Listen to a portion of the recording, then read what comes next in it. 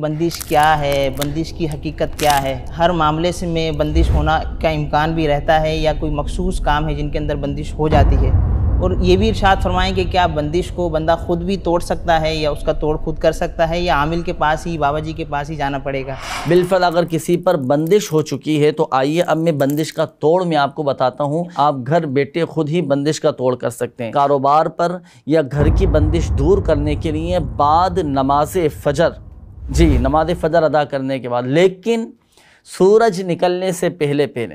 अब आप अपनी जो भी आपकी दुकान है, अगर दुकान की बंदिश का तोड़ कर रहे हैं, कारोबार की बंदिश का तोड़ कर रहे हैं, तो दुकान है, फैक्ट्री है, गोदाम है, अब आप उसके मेन दरवाजे पर, सही है, जो बाहरी गेट होता है ना, मेन गेट के बाहर आप खड़े हो जाएं और घर के बाहरी दरवाजे पर खड़े होकर अब आप पहले पढ़ेंगे एक मरतबा सूरतुन नास, कुल आऊज़ु बिरब्बिन नास, बिस्मिल्लाह शरीफ के साथ मुकम्मल सूरतुन नास पढ़कर अब आप मेन दरवाजे पर दम कर दें। दम कर दिया। दम करने के बाद अब 5 कदम पीछे हटें।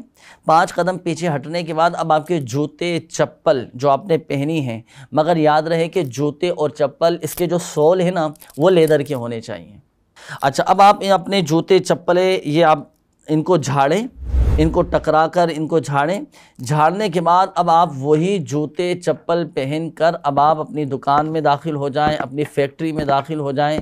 और दाखिल होने के बाद अब पूरी दुकान में, पूरे गोदाम में, पूरे घर में आप लोबान की धुनी दीजिए। इंशाअल्लाहुल करीम अल्लाह की रहमत से बंदिश का तोड़ हो जाएगा।